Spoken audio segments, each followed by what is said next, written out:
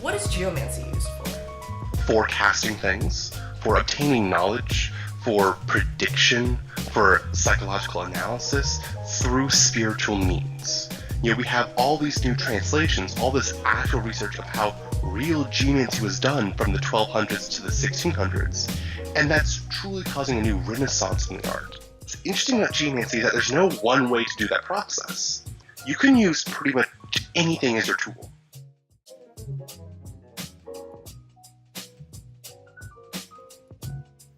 Hi guys, Chaweon here again. It's fucking 8:30 in the morning, but I'm up this early, made up to fill. Just for you, Sam. You're beautiful. I don't know why you go through all this for me. Thank you. He was on a video before with me, and his video must have struck a chord with so many of you guys. There was this one person who commented, "Bring him back." I was just like, yeah. Then, conveniently, he wrote a book.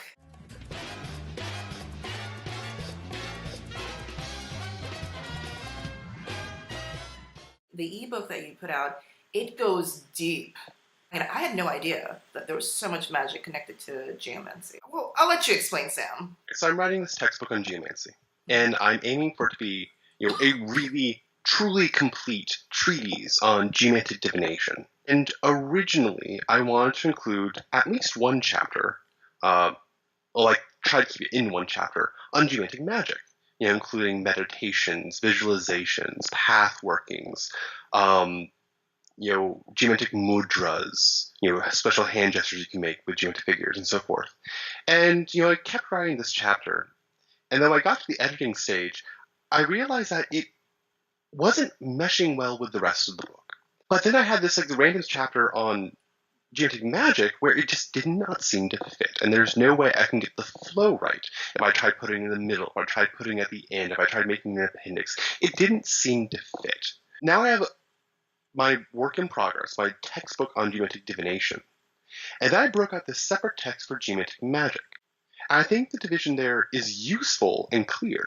And it also makes sense because not everyone who's interested in divination is interested in magic. And not everyone who's interested in magic is necessarily interested in divination. My reaction when I was first reading the ebook was that I never thought about geomantic magic for whatever reason. Like, there are some books about using tarot cards when you're doing magic.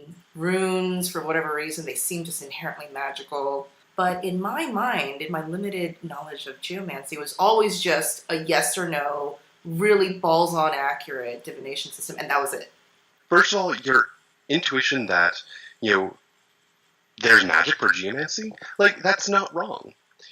Runes, from their earliest time, have been a form of divination as well as a form of magic. Yeah.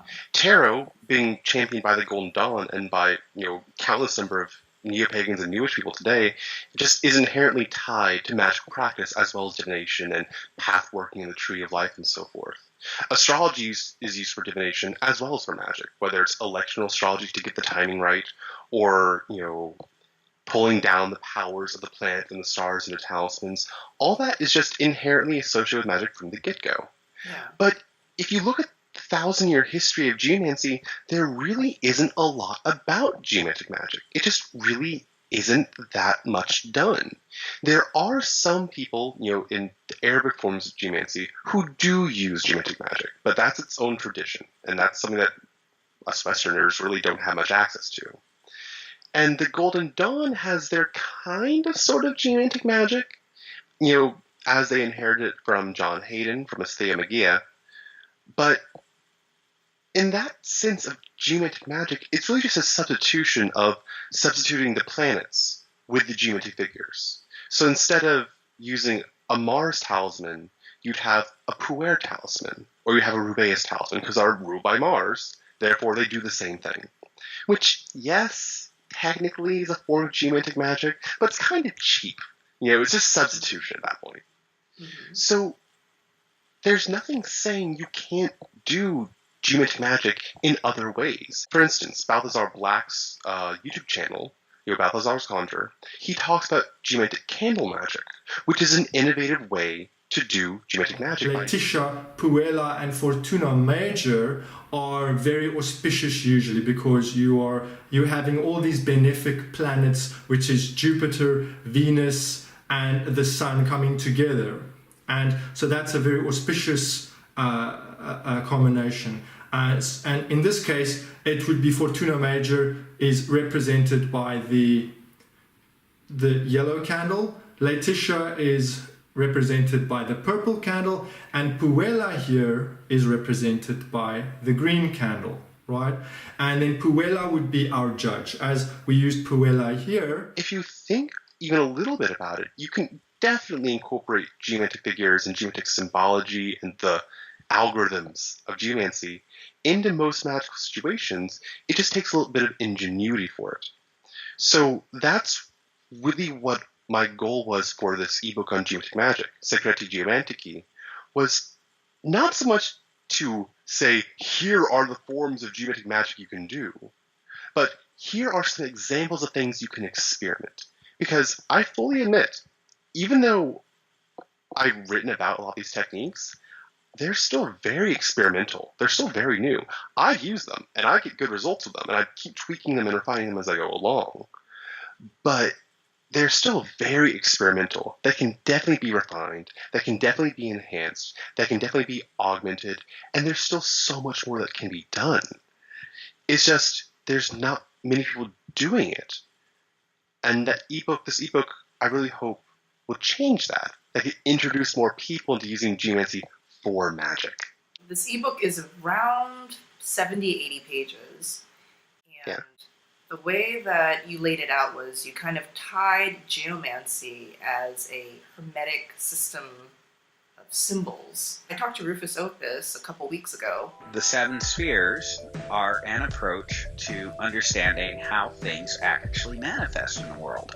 It is not for everyone.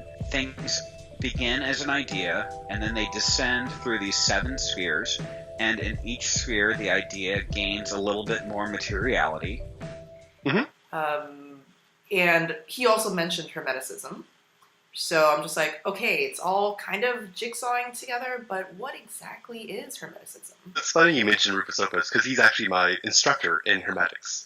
I was one of his students when he was doing his Redwork series of courses, which the material for that became his 7 Spheres book. So Hermeticism. Hermeticism can loosely be defined as the religious philosophy proposed by the mythological prophetic figure Hermes Trismegistus, or thrice great Hermes. Real and person? This Hermes, sorry? Is he a real person or a fictional character? Sure. Okay. Yes and no. Depending, after a certain point, everything becomes myth, and everything becomes lies, everything becomes true. So, in all likelihood, he's mythological. Okay. But then again, mythology is real in a lot of ways, so it depends. But the idea goes that you have this dude, Hermes Trismegistus, and he's not Hermes in the Greek sense, but definitely influenced by the Greek Hermes. He's kind of this mystical, mythological, prophetical magic man who's kind of a cross between the Greek Hermes and the Egyptian Thoth.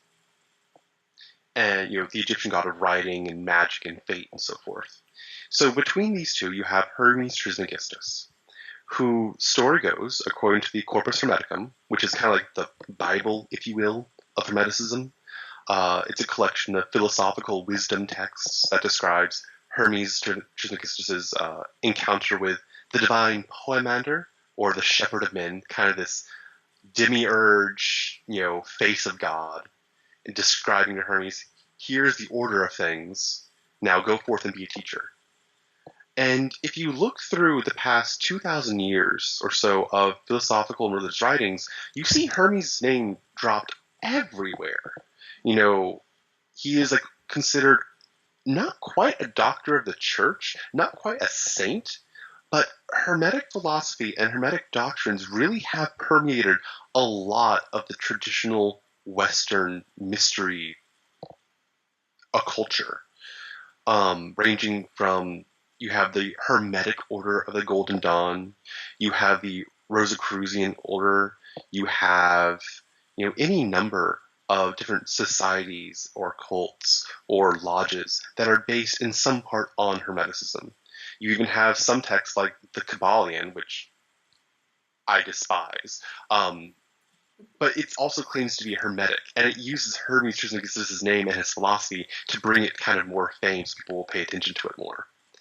So Hermeticism really is fundamental to an understanding of traditional Western magic and ritual in the traditional sense. I don't mean necessarily in the witchcraft sense, but in, what you would think of as ceremonial magic.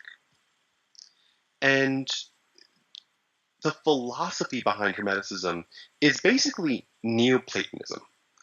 Neoplatonism is a kind of Platonic philosophy, as founded by the Greek philosopher Plato, that was carried on centuries after his death.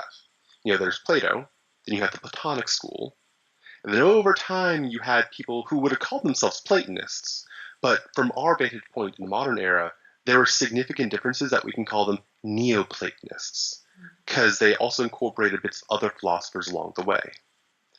And very loosely, very quickly, the idea of the Neoplatonic cosmology is kind of nested spheres model.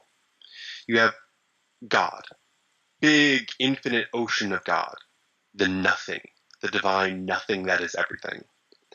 And within this infinite ocean of light and nothingness, you have a bubble. And that bubble is essentially what we would call reality. And that bubble has, nested spheres or layers, kind of like an onion. And as you get deeper into this onion of reality, you get denser and heavier. You accumulate more form. You accumulate will and ideas and emotions and thoughts. And then finally, you attain a material form, a material body. So if you think of the old geocentric model of the solar system, where Earth is at the center, and the moon is around that, and then Mercury is around that, and then Venus is around that, that's essentially the Neoplatonic geocentric model of the cosmology, where humanity, the world we live on, really is the center of the universe. And that can be interpreted one of two ways. A, that we really are the divine pinnacle, like the fulfillment of creation. Everything else had to be made so we could be here. But at the same time, we're so distant and so far removed from that infinite ocean of nothing of light of God that we're essentially the flaming dumpster fire outside the city walls of the kingdom of God. I probably said that before. Working in that Hermetic cosmology, you learn what's called the chain or the ladder of manifestation. If you want to ascend, you ascend from Earth through the spheres of the planets, from the Earth to the Moon, to Mercury, to Venus, to the Sun, to Mars, Jupiter, Saturn, to the sphere of the fixed stars, which is essentially the zodiac, and then from there to wherever else you want to go in the divine nothingness of God. Or, if you want to bring things down and manifest things, you have this idea in the mind of God, and then you process it through those different spheres, having it pick up all the things you picked up originally, until you bring it to material manifestation, the world we live on. So I can definitely see why Rufus Opus said that is a worldview, that it's a worldview. It's definitely, if you are a straight up materialist, that worldview does not fly. Oh, absolutely. Yeah, so, but if you do subscribe to that worldview, and to me it does definitely make some sort of intuitive sense. I'm just like, okay, yeah, like the way that it's explained, there's no science equipment to prove it, and yet there's something inside of me that says there might be something to this, So can't prove it, but it kind of feels like, okay, I can kind of fuck with this idea, like it's not totally out there for whatever reason. This is one of the more common Hermetic cosmologies, but it is still just one model, and you can have different models. As the chaos magicians would say, paradigm shift. You have a different model of how things work. And depending on your need, depending on what you're doing, depending on what techniques you want to use, you would shift your model from one understanding to another.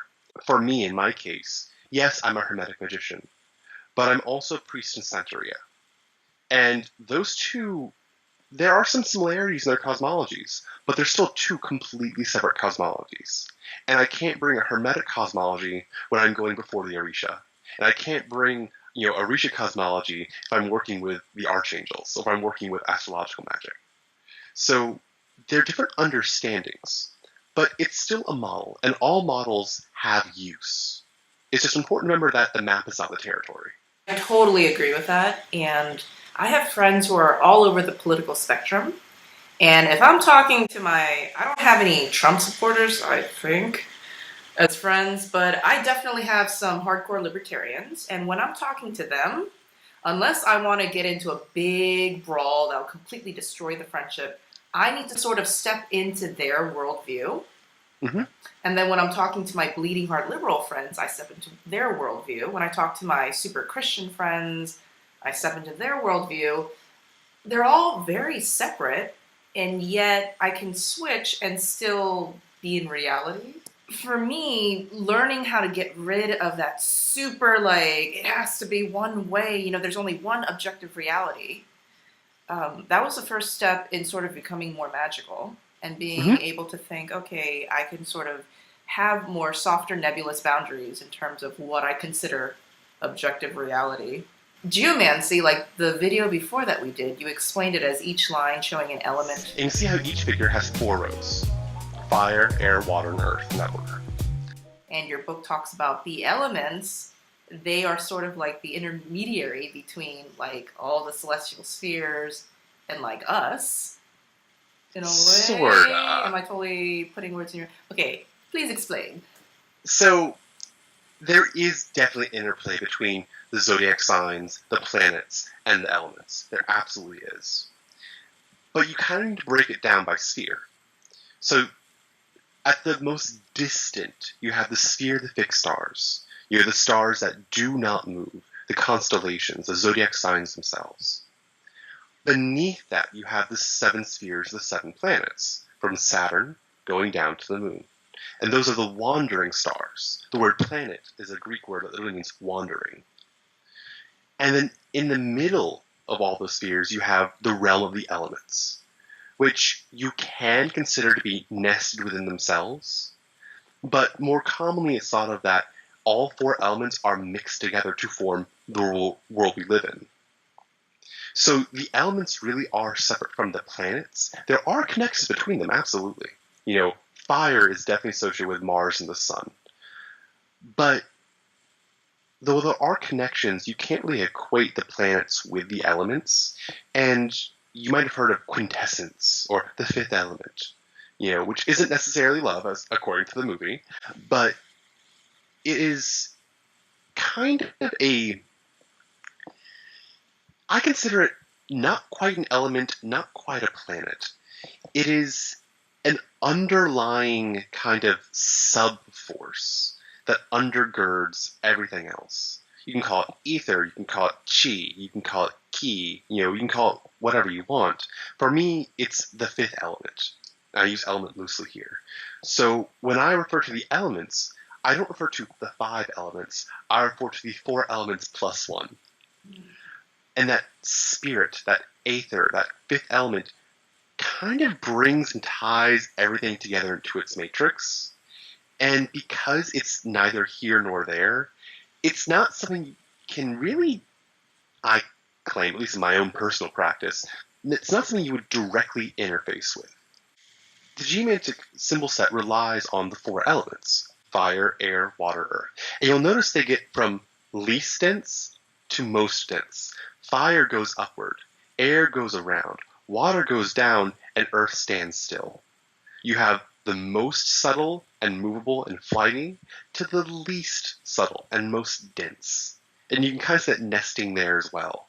And when you do a geomancy reading, you can rely on that elemental symbolism to say, well, Laetitia, which is pure fire, only fire is present, it's about optimism and uplifting energy because it's pure fire. Fire goes upwards. And therefore you can't keep a secret because fire burns and casts light, and you can't ignore light. While Tristitia is pure earth, so it drags you down. It is depression. It is being stuck in a pit of despair. But at the same time, you can keep things buried because it's pure earth.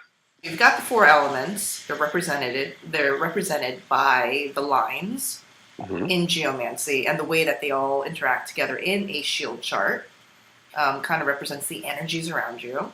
Then you've got the fifth energy, or the fifth element, the quintessence. That sort of, I guess, is the interface between the higher sort of cosmic spheres and sort of the more earthly spheres, in a way. Like, I'm trying to figure out, like, I guess the question is, okay, then when we're doing geomancy, what are we manipulating then? And then is it going up? Is it going down? You know, what's going on? First of all, when you mentioned the fifth element involved in geomancy, I've actually written something about this before.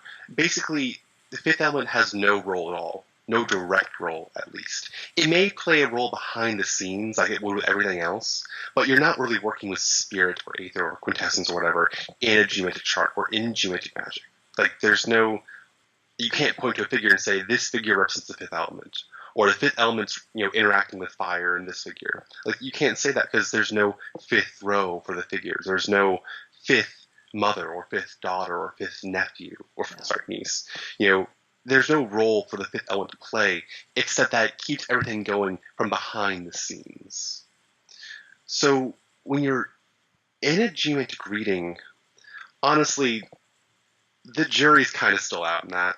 Like, what are you really manipulating when you're doing a geomancy reading? You could ask the same question for tarot or runes or astrology. Like, astrology is an example. When you do an astrological reading, you're looking at the positions of the stars. Okay, fair enough. But what are you manipulating? Well, you're just taking observation. You're reading the patterns. Well, what are those patterns formed by? Time and gravity and, orbits. But what's powering those? What's the spiritual mechanism behind those things to be the way they are? That, you could say, is the fifth element. What is it about a combination of water and air to form the figure conjunctio? What is it about that particular elemental combination that allows for discussion and trade and coming together? What is it about that combination? What makes that combination of elements work in that way? You can consider that, to be undergirded by spirit, but you're not really interfacing with spirit per se. At least that's my point of view. You talk to 5 different magicians, you'll get 7 different answers. 12 if you wait a day.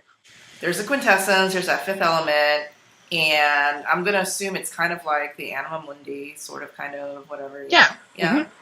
And you have a section about, okay, so if you're kind of like interfacing with that, then before you even do a chart, you got to make sure that your divination is on point, right? You got to make sure that you are creating an accurate chart, and then we can start doing magic from an accurate chart. Because I think in your Facebook group, in the Geomantic study group, I wrote how I did a lot of these charts and they were not accurate. Like, these were like short times charts, like results that should have happened within a couple days, and they didn't. And I wondered about that, and it was because I felt, when troubleshooting, I was using the wrong tools. Like, I wasn't in the right state of mind, and also I was using like an app instead of grounding myself. And I didn't realize how important it was to do the correct stuff before divination. I was trying to do like charts with like just playing cards. So instead of doing like the apps and stuff. Yeah. I think the playing cards, they work a lot better. Good, Sure. good. For sure. Did you read the post I wrote about using playing cards for geomancy? I did. And you know what? I just do it the super simple way. I just lay out. That's like, fine. That's yeah, fine. I was wondering if you did yet. Yeah. If you can go into that kind of special headspace, the zone, where all that is the reading ahead of you, then that's what you want to aim for.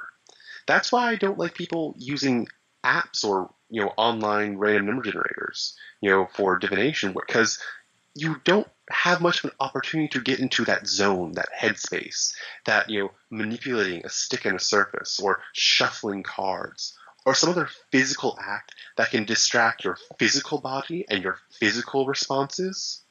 That way your mind can kind of detach just enough that you can focus.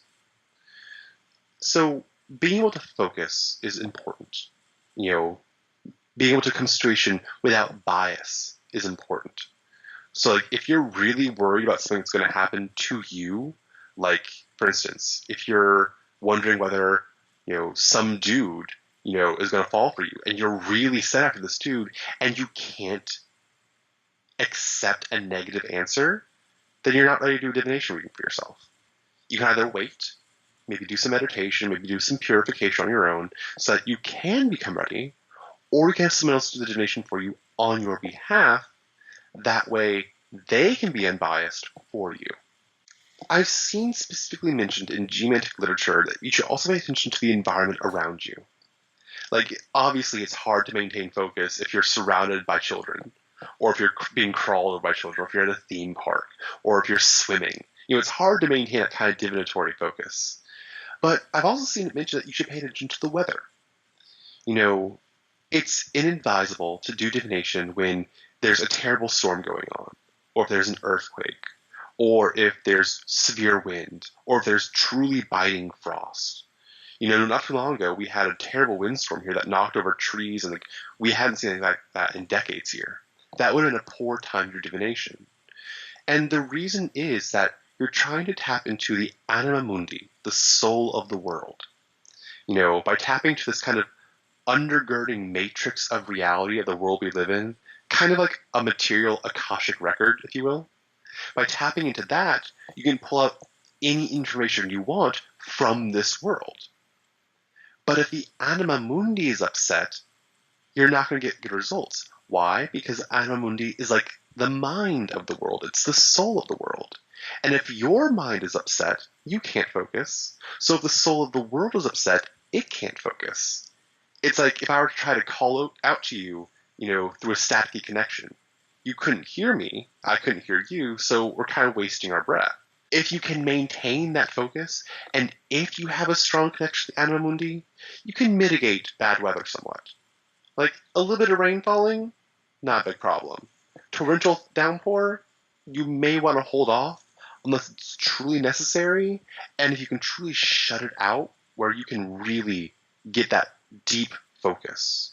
Yeah, I'm just imagining like an Edgar Allan Poe story, It's always like on a windy and stormy night. That's how all the stories start. Sort of like how the mood of the story can be affected by the weather, and therefore it makes perfect sense that it's kind of like a reflection of the sort of turmoil that the hero or heroine of the story is feeling. So it's all connected anyways. Remember in high school where we were all supposed to show how the landscape shows how the character is feeling. Talk about how the weather. It's kind of like that. So you have to be chill. Anima mundi, the world around you, has to be chill weather-wise, other people-wise too. So you're chill now. Mm-hmm. And also, another cool thing is, it's also advisable to do divination while traveling. If you're in a train or if you're flying, that kind of constant moving, you can't maintain a good connection to whatever because there's so much going on around you. It's hard to lock in on something. That's another thing I've noticed. And I've both seen that written down and I've experienced it myself, where there's something missing from my focus. Even if I'm on an empty airplane, and there's truly nothing going on around me, I still have a hard time kind of getting that connection, getting that same headspace. There's something to it, So again, if you can be still inside, be still in the world, and things outside of you are still, then that's key, in my opinion. Although you do mention that you can also do divinations. You can do a chill chart in a busy alehouse. Oh yeah, you absolutely can. Again, if you maintain that focus, awesome. If you can't, you might want to move. But I've done divinations in bars before. I've done divination in libraries and in auditoriums and during a busy psychic fair. It's not that you can't do it in a busy environment. It is that it might be inadvisable if you can't get the focus. So if there's too much going on around you for people to focus, wait or move. If there's too much going on inside of you, wait or, hold off. Mm-hmm. If you're sick, or if you're injured, or if you're in pain, you might have a hard time focusing, so you might want to put it off. Anything that prevents your focus and connection is something you want to mitigate or eliminate. I really want to stress this part because I have experienced just my charts being totally off because I was not in the right headspace and I wasn't in the right environment generating those first 4 figures. And we mentioned in our previous video that that's kind of the only part where you have to be sort of in that altered state. I mean, that's crucial. I mean, you're generating the rest of the chart from those first 4 figures. So, let's make sure that those first 4 figures are generated in a way that's most conducive to the truth. Your book talks about, of course, there's meditation that you do before you generate the chart, but also meditating and contemplating on each of the characters. And when I was reading through that, especially you have an actual sort of guided meditation, like a script that you wrote on how to do this meditation. I was like, whoa, this is hardcore. So I actually want to credit that, that's not an original innovation of mine. It's something I expanded on and made a little more specific based on John Michael Greer's book, Art and Practice of Geomancy. Because in his book, he also has a section on geomantic magic. And he actually talks about visualizing and contemplating the figures. And when I was getting started in geomancy, I took that to heart, and I did it as much as I could, for as long as I could. And essentially, you're pathworking. And everyone knows what pathworking is, but it really has a specific connotation. The word pathworking really is meant to refer to working the paths on the tree of life. You have the 10 spheres on the tree of life, the Kabbalah tree of life. But then you have all the different paths that connect all the different Sephiroth. And that's really the more important thing on the tree of life. It's not the 10 Sephiroth that are important, and they are, but they're not half as important as the actual paths that connect them. It's like, you have, the chakras or the 3 energy centers in, East Asian energy work. But the energy centers are important, but it's the meridians of the channels that connect them and go throughout all the body. That's more important. Right. So the idea behind pathworking is that you're going on a trip. You're going to take a journey. And you want to take that journey in and learn from it. So what's the first part of a journey? Opening up the door. You visualize a door with the figure that you're going to visualize emblazoned on the door. You try to visualize it as completely as you can so that in your mind, that door is real. That door exists. You can taste it if you want to lick it. You can feel the grain of the wood or the texture of the stone or the silken weave of the fabric on it. You can really make it real in your head. And once you have achieved that, you open the door. And then you just see what's behind it. Beyond that, I can't write anything about it. I can write about my experiences and my trips to the worlds and paths of these figures. But it may not be the same thing you see in your pathworking. You really are just opening that door, your door, to the world of that figure. And you're just wandering around. You follow the path that has been set out for you in that world. You look around and what color is the sky? What are the things I'm hearing? What are the smells I'm smelling? Do I hear the waves of the ocean crashing in the background? Or am I hearing the wind of the pine trees on the cliff? Do I feel the grit of sand from the desert cliffs underneath my feet? Or am I feeling the soft blades of grass crunch under my toes? Am I feeling the breeze of the wind? Or am I feeling the harshness of hail? It could be any of these things. You might see friends. You might see pets. You might see people you've never known before. You might see some truly weird, obscure, weird thing, but in the context of it all, makes complete sense. You're basically going on a symbolic journey into the world of the figure. And then you just take all that in.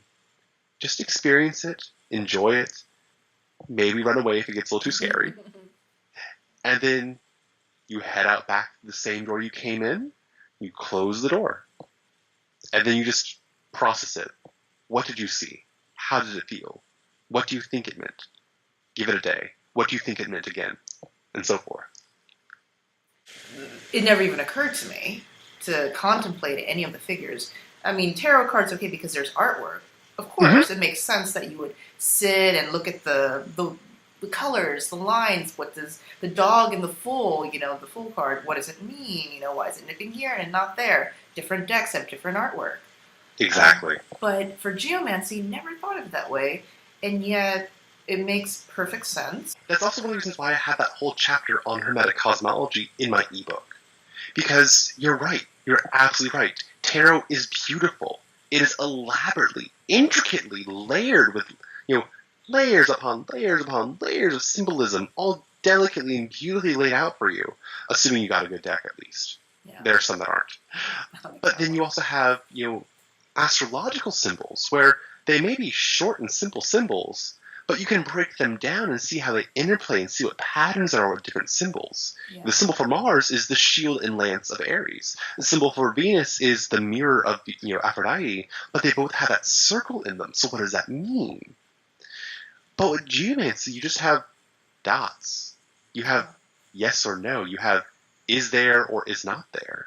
So you really do need at least some background on what are the elements, what are the planets, what are the zodiac signs, and how does it all tie together, and how does that distilled into geomancy, and how does geomancy pull from all that? Geomancy is at a disadvantage in that sense, because it does seem so abstract. It does seem so, obscure and hard to connect to. But appearances can be deceiving. These are just representations of combinations of elements: fire and water, air and water, fire and air, fire, air, and water. Okay. But then if you interpret that as a chemical reaction, what does that chemical reaction look like? What does the chemical reaction taste like? What does it feel like? What does it sound like? What does it dream like? Yes, the symbols, the geometric figures are very basic and abstract, but they're keys to unlock doors. They are codes that reflect bigger things. So one of the things that really surprised me when I was reading through your ebook was all the correspondence tables. In Jason Miller's latest book, Elements of Spellcrafting, he talks about how actually correspondences, every single layer is important. Like, the most bang for your buck is when you layer upon layer upon layer upon layer of correspondences and things that mesh well together. So I had no idea that geomancy had so many correspondences. You can layer upon layer magic with geomancy and have it all correspond. Planetary hour, planetary day, astrology, hand, like we were talking in the beginning about the mudras, all of that, your body and everything. For instance, when we talk about planetary rulerships, lots of correspondence. Puer and Rubeus are corresponded with Mars. And then Mars is corresponded with Aries and Scorpio. And then, depending on your correspondence system, you might have other zodiac signs they tie into. So you can kind of connect the dots and say, well, this is corresponding to this, and from there I can get to here, from here I can get to there. Therefore, there exists a path from here to there that I can tap into. Now, there is a danger with this. There is absolutely a danger with this. And essentially, while layering more similar things on top of each other absolutely works. Like, for instance, if I'm doing a conjuration ritual of, say, the Angel of Mars. Okay, well, I know the planet. Good. I want to do it on a Tuesday, because Tuesday is the day of Mars. Ideally, I would do it when the sun is in Mars. When the sun is in Aries or Scorpio, the sign ruled by Mars, or when the planet Mars is especially dignified. I would use a red tablecloth. I would use pine or pepper incense. I would dress in, army clothes or fatigues or, a soldier outfit. I would, use really brusque, manly smells. I wear iron jewelry. I would use XYZ. Bring all these things that resonate with the planet Mars into this ritual. I think that's the layering you're referring to. Because the other kind of layering is distraction. This is why I call it to Liber 777ing everything.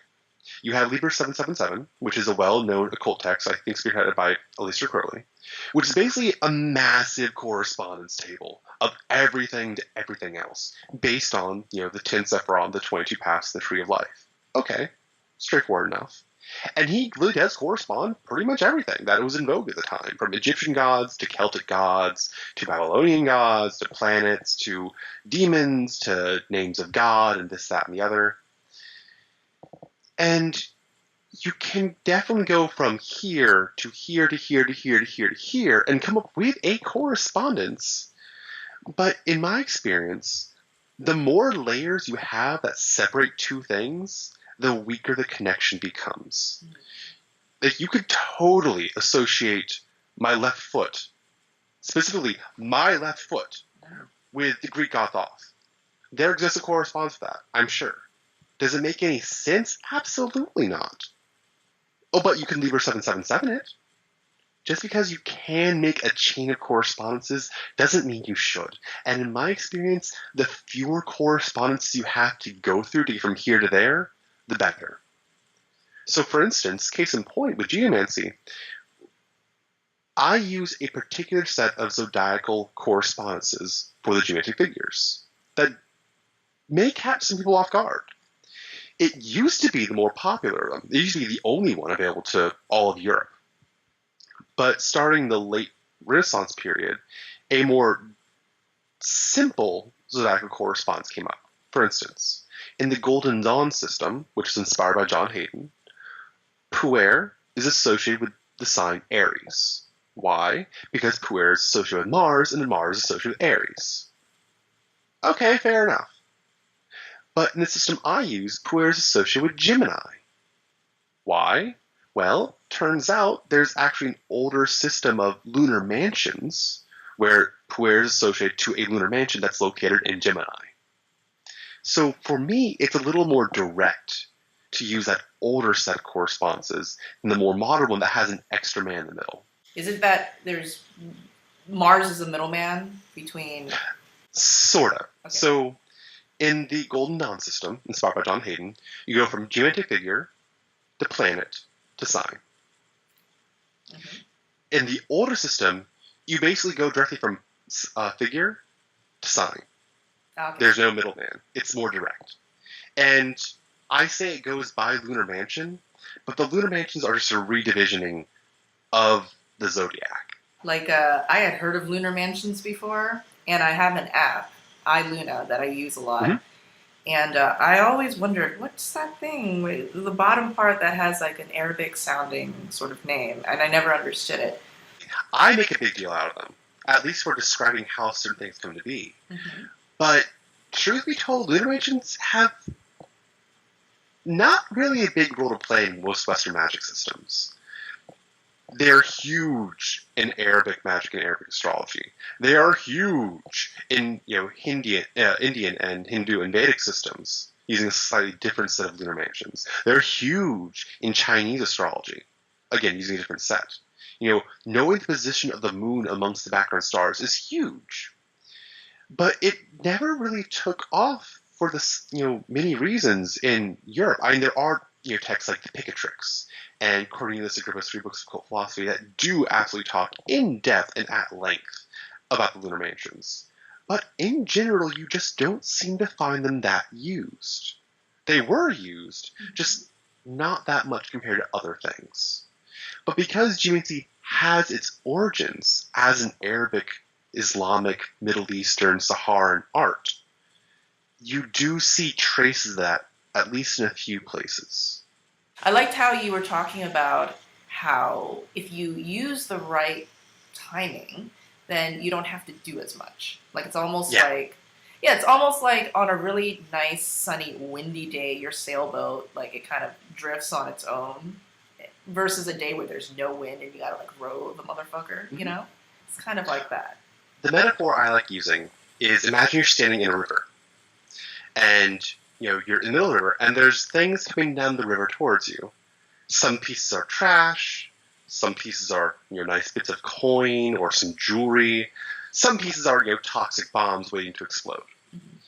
Divination helps position you so you know where to stand, so you can avoid the bombs and get the gold. Magic, on the other hand, helps bring the things you want towards you and sends the things you don't want away from you without you necessarily having to move, or at least not having to move as much. And that's Work smarter, not harder. exactly.